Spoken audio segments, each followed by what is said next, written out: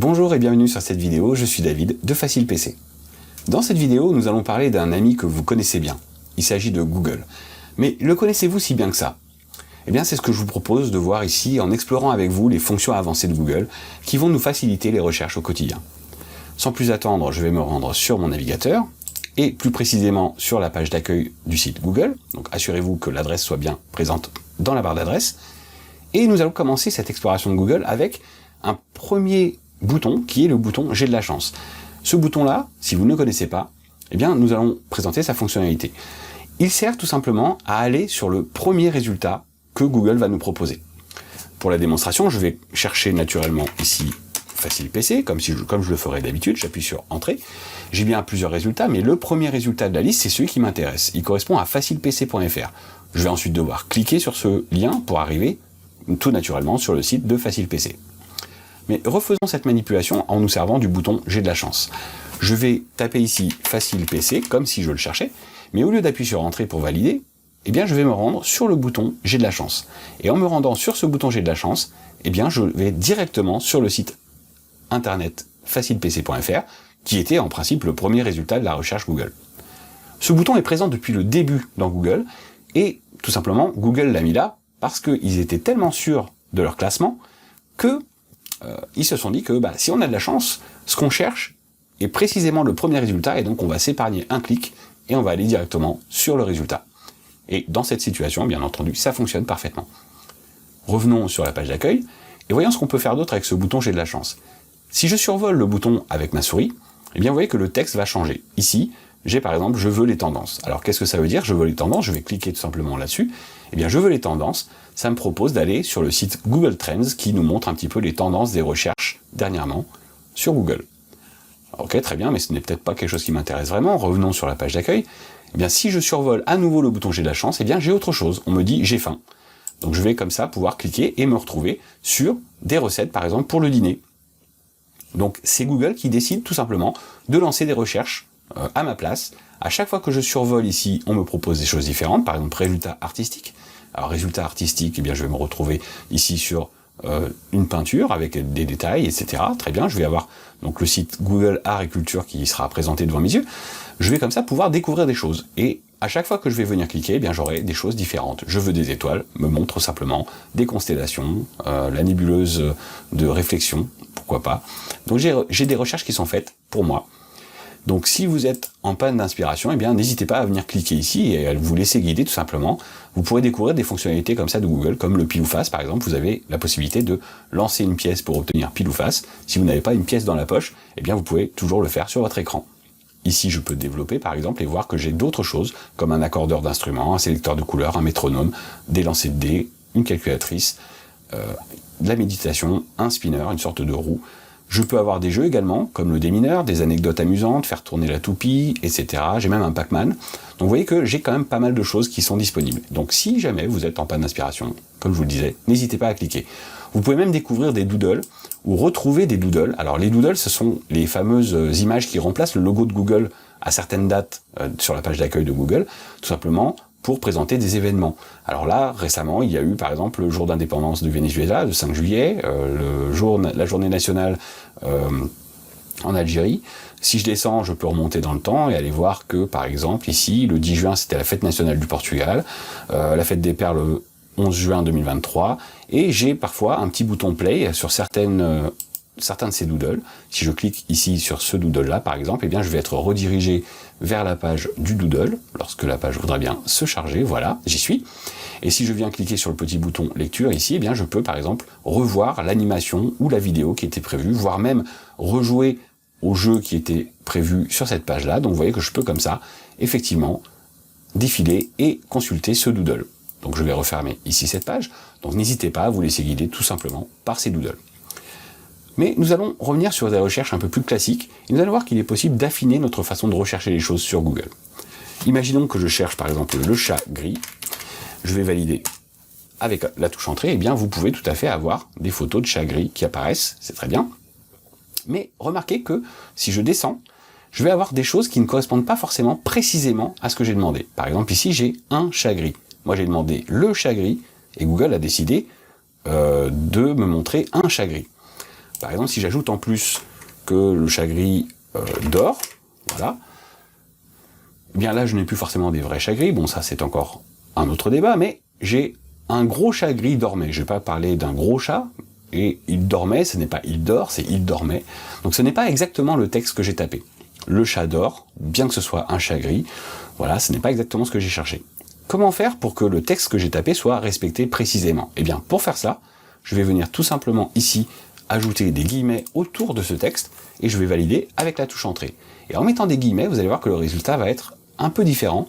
Si je descends, eh bien, j'ai effectivement le chat gris dort, donc également dans le titre, le chat gris dort, ici, le chat gris dort, le chat gris dort, et donc c'est précisément ce que j'ai tapé. Il n'est plus question d'un gros chat ou d'un chat, c'est le chat, puisque c'est ce que j'ai écrit.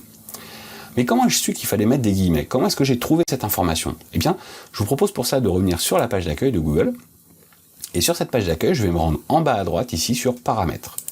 Une fois dans Paramètres, je vais aller sur Recherche avancée, et je vais tomber comme ça sur une page qui va me permettre d'effectuer des recherches avancées dans Google.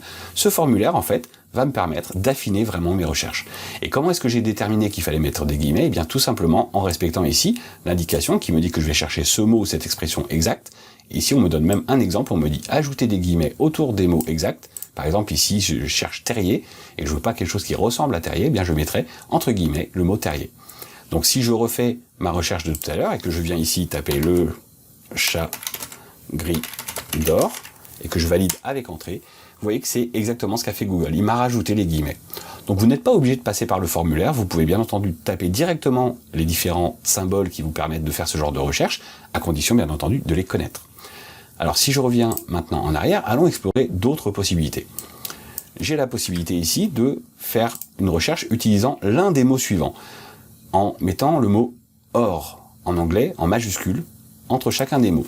Remarquez que si je mets le chat gris dort, ici, si je lance ma recherche, eh bien c'est exactement ce que Google a fait. Il a dit le, or chat, or gris, or dort. Alors c'est peut-être un petit peu extrême, mais vous voyez qu'il va chercher des pages qui contiennent le mot le, ou le mot chat, ou le mot gris, ou le mot d'or. En effet, le premier résultat est tout à fait éloquent par rapport à ça. J'ai le monde. Alors ce n'est pas forcément ce que je cherche, il n'est pas question d'un chat, mais j'ai le mot le. Et comme il fait partie de ce que je cherche, eh bien Google me l'a présenté dans les résultats. Alors ce n'est peut-être pas exactement ce que je voulais, là j'ai le chat, j'ai chat pour ChatGPT, mais ça n'a rien à voir avec un chat pour le coup, j'ai le. Alors le mot le évidemment apparaît souvent dans la langue française, donc c'est pour ça qu'on le retrouve très fréquemment, mais ce n'est pas vraiment ce que je cherchais. Prenons un exemple qui sera peut-être plus parlant. De la même façon que je peux utiliser le mot or, eh bien je peux aussi utiliser le mot and, A-N-D, qui veut dire et. Eh bien supposons que je cherche, par exemple, des tartes ou des gâteaux. Donc, je vais dire or, gâteau. Et je vais, pour l'instant, faire cette recherche-là, tout simplement. Eh bien ici, je peux avoir, par exemple, des recettes de tartes ou des recettes de gâteaux. Supposons que moi, je veuille plutôt des tartes ou des gâteaux, mais aux pommes. Alors, je voudrais être sûr qu'il ne fasse pas une recherche de tarte, tout simplement, et éventuellement une recherche de gâteau pommes. Moi, je veux être sûr qu'il fasse une recherche de tarte ou de gâteau, et précisément avec des pommes. Si j'appuie sur Entrée, eh bien, je vais avoir effectivement tarte ou gâteau et pommes. Donc là, je vais effectivement avoir des recettes de tarte aux pommes, et je vais avoir par exemple une recette de gâteau aux pommes. Donc je peux avoir les deux, des tartes ou des gâteaux, mais évidemment aux pommes. Donc je peux continuer comme ça. Supposons que je veuille faire d'autres recherches, eh bien je pourrais revenir bien entendu sur mon formulaire, et je vais y revenir dans un instant, mais je vais utiliser tout simplement la zone de recherche ici pour pouvoir faire mes recherches en utilisant les différentes informations, les différents symboles qu'on m'a proposés précédemment. Alors bien entendu, je peux tout combiner. Je peux faire des recherches avec des guillemets en mettant du ou, du et, donc du or ou du and. Par exemple, si je cherche des recettes mais avec uniquement des pommes golden, eh bien je vais ici mettre des guillemets autour de pommes golden. Et vous voyez que je peux faire une recherche de gâteau ou de tarte, mais qui utilise nécessairement des pommes golden. Alors là, ici je cherche pommes golden, j'ai bien tarte aux pommes golden, et vous voyez que je peux combiner comme ça les différentes recherches. Je vais revenir sur la page d'accueil, nous allons voir quelles autres possibilités nous avons. Je reviens ici sur la recherche avancée. Donc je peux également décider d'exclure des mots de ma recherche. Pour ça, je vais utiliser le symbole moins. Alors, si je recommence ici, et que je recherche une recette de tarte, et que je lance ma recherche naturellement, vous voyez que j'obtiens des résultats avec des recettes de tarte salée, par exemple. Eh bien, moi, je ne veux pas forcément de tarte salée. Eh bien, ce que je vais faire, tout simplement, c'est que, ici, je vais demander à retirer le mot salé. J'appuie sur Entrée, et vous voyez ce qu'a fait Google, il a simplement mis un moins devant le mot salé. Et je n'ai donc plus de salé. Si je décide de dire que je ne veux pas non plus de tarte au citron, eh bien, je vais mettre salé et citron, et vous voyez que Google a mis un moins devant le mot salé et un moins devant le mot citron. Donc, je pourrais tout à fait le faire moi-même. Imaginons ici que je ne veuille pas non plus d'abricot, puisque je n'aime pas forcément les tartes aux abricots, eh bien, je vais ajouter moins abricot, et je valide avec la touche Entrée, et donc je m'assurerai comme ça de ne plus avoir de tarte aux abricots, ni au citron, ni de tarte salée, et si je parcours ma liste, eh bien vous voyez que je vais comme ça respecter parfaitement ma recherche. Google a respecté parfaitement mes critères, et je peux comme ça affiner ma recherche. Revenons sur le formulaire pour voir ce que nous avons comme autre possibilité. Ici, je vais avoir la possibilité, par exemple, alors je retire tout ça, je vais avoir la possibilité également de faire des recherches de nombres, compris entre un nombre et un autre nombre. Par exemple, on me donne des idées ici comme 10 ou 35 kilos, et vous voyez que simplement j'ai tout juste à mettre point, point entre les deux nombres. Alors, je vais cette fois-ci utiliser directement la recherche classique de Google pour faire ce genre de recherche. Imaginons que je cherche un smartphone, mais je veux m'assurer qu'il soit entre 200 et 300 euros. Voilà. Je mets bien point, point, comme l'aurait fait la recherche Google, le filtre. Alors, dans les résultats sponsorisés, bien sûr, il peut y avoir des loupés, puisque ce n'est pas forcément quelque chose qui respecte la recherche que j'ai faite. Mais si je descends, vous allez voir que j'ai bien smartphone 200, j'ai bien smartphone 300 euros, et je pourrais, alors si j'avais des exemples ici, je pourrais avoir peut-être des choses à 201, 202, 203 euros, 210 euros, 229 euros. Et ce qu'a fait Google en réalité, lorsque j'ai mis ce point, point, eh bien, il a fait exactement comme si j'avais cherché 200, 201, 202, 203, etc., etc. C'est simplement plus pratique de mettre point, point que de devoir énumérer comme ça tous les nombres qui seront compris entre 200 et 300 par exemple, ou même entre 200 et 400 si je faisais une recherche un peu plus poussée. Vous imaginez que ce soit effectivement une recherche assez longue, je ne vais pas forcément m'amuser à mettre toutes les valeurs. Donc voilà ce que je peux faire avec ces recherches-là. Retournons à nouveau sur nos paramètres avancés pour voir ce qu'il est possible également de faire. Dans les recherches, eh bien, je peux encore affiner en recherchant par langue, c'est-à-dire toutes les langues par défaut, ou bien une langue en particulier pour les résultats que j'obtiens. Je peux également obtenir des pages ou des sites qui viennent d'un pays ou d'une région en particulier. Alors je peux défiler la liste, hein, évidemment elle est très longue. Je peux également m'attarder sur la date de dernière mise à jour de la page, ou des éléments que je récupère. Par défaut, c'est une date indifférente, je ne m'occupe pas vraiment de la date, mais je peux décider que ce sont des choses qui datent des dernières 24 heures, ou des 7 derniers jours, ou encore du dernier mois, ou de l'année passée. Donc je peux comme ça faire ce genre de recherche.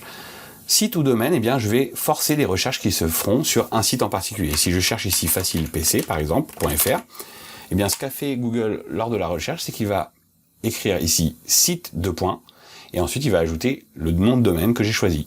Et là, je n'obtiens que des résultats qui viennent de facilepc.fr, facilepc.fr, encore et encore et encore. Et si je voulais affiner ma recherche, eh bien je pourrais ajouter ici des mots-clés à la suite. Je pourrais décider de ne chercher que, par exemple, des licences officielles, admettons, puisque je vois bien le titre ici. Je vais faire licence officielle, licence officielle, et si je valide avec entrée, eh bien je chercherai toutes les pages qui contiennent licence ou officielle. Imaginons que je veuille vraiment le terme précisément de licence officielle, eh bien je n'ai qu'à le mettre entre guillemets, et je vois uniquement les pages qui viennent de Facile PC qui contiennent le terme licence officielle. Revenons en arrière, et vous voyez que c'est la même chose que si j'avais tout simplement rajouté ici, licence officielle. Voilà, ça aurait été exactement le même résultat que ce que je viens de vous montrer. Si je valide avec entrée, vous voyez que j'ai bien licence officielle entre guillemets, site facilepc.fr. Alors l'ordre dans lequel vous mettez les informations n'a pas une grande importance. Vous pouvez très bien mettre site le nom du site suivi des mots, ou alors d'abord les mots-clés et ensuite site . Je peux demander à ce que les termes apparaissent n'importe où dans la page, ou alors uniquement dans le titre, ou uniquement dans le texte de la page, ou uniquement dans l'URL, ou des liens vers la page.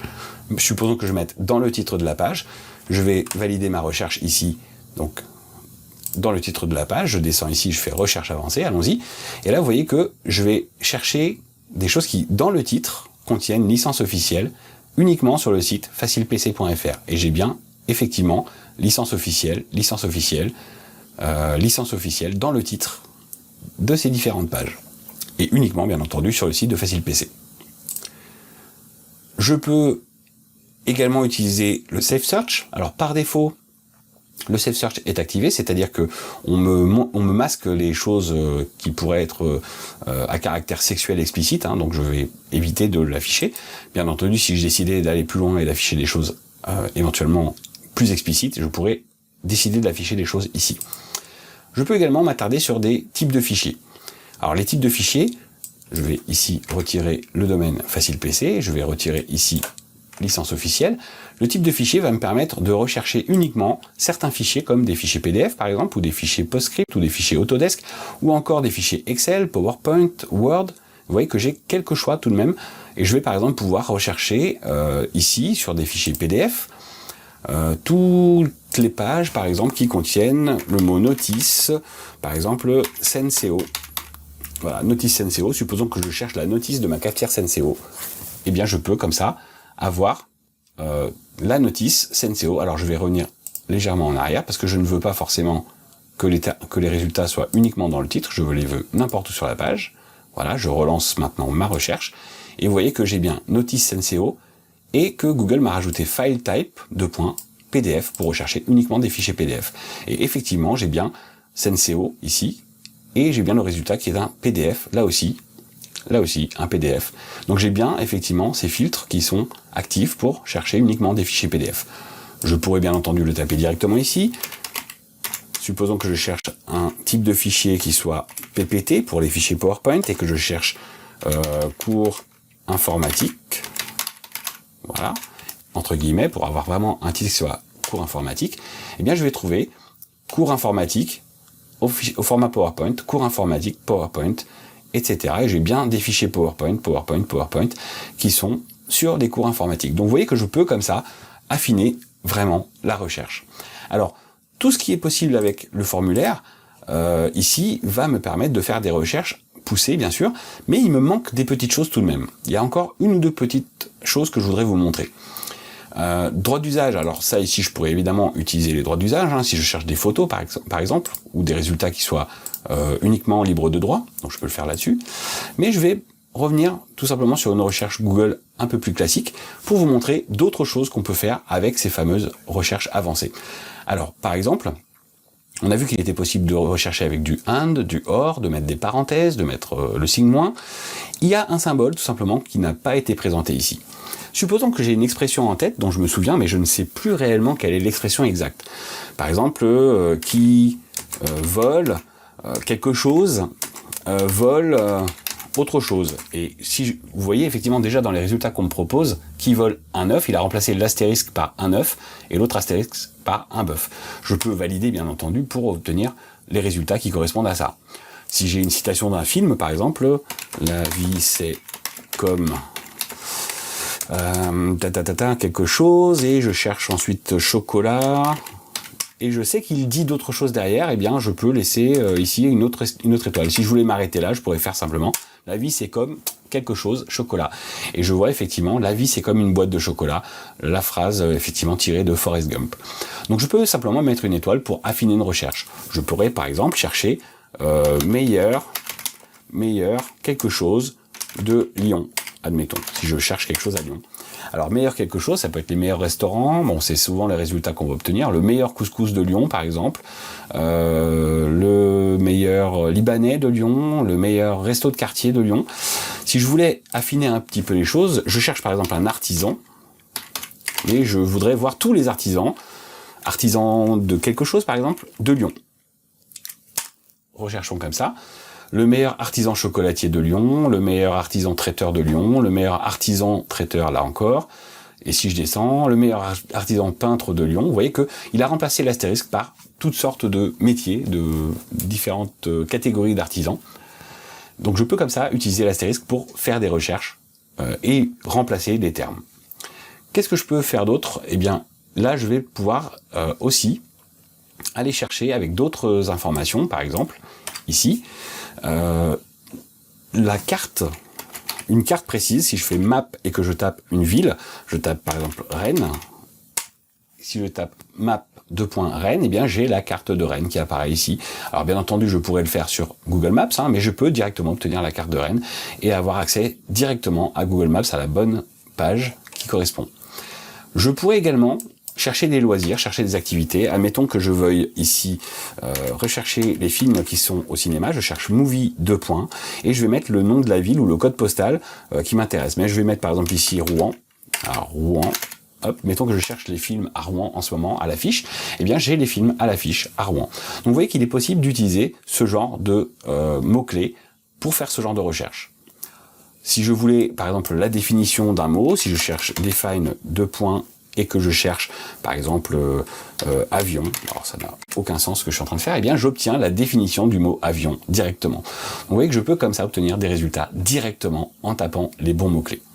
Donc voilà pour les différentes choses que je voulais vous montrer. Admettons que voilà, je fasse encore une dernière petite recherche ici. Si je voulais connaître la météo d'un lieu en particulier, je peux taper weather.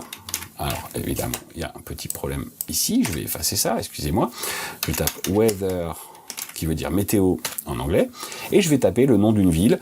Je vais mettre par exemple Paris, weather Paris, et bien j'obtiens la météo de Paris. Ou enfin, et pour finir, si j'étais intéressé par la bourse, eh bien je pourrais effectivement rechercher les cours de bourse d'une entreprise en particulier. Si je tape par exemple stock, alors stock au pluriel, et que je tape Microsoft, par exemple, Microsoft, je voudrais savoir quels sont les cours de la bourse de Microsoft, eh bien je vois le cours de l'action de Microsoft ici, qui m'est indiqué.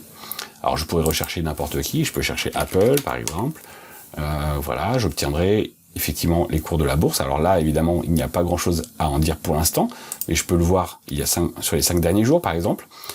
Je peux rechercher Tesla, par exemple, voilà, et avoir des informations sur Tesla. J'obtiens le cours de la bourse aujourd'hui de Tesla, qui d'ailleurs est en baisse.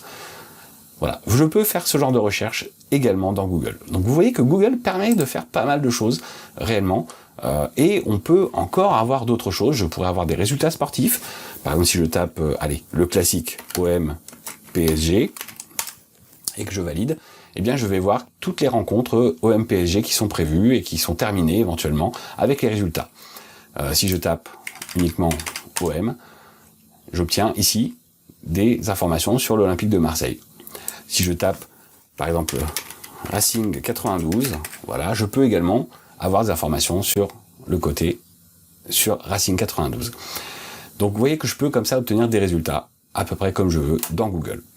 Très bien, je vais maintenant refermer mon navigateur. Donc nous avons vu ensemble qu'il était possible de faire des recherches avancées et d'utiliser des symboles comme des guillemets, du signe moins, du or en majuscule ou du and pour faire des recherches avec et ou, mais également d'affiner nos recherches en demandant plus précisément si les recherches doivent être dans le titre, dans la page, ou encore simplement si je voulais rechercher des cours de bourse ou des films par exemple qui seraient à l'affiche.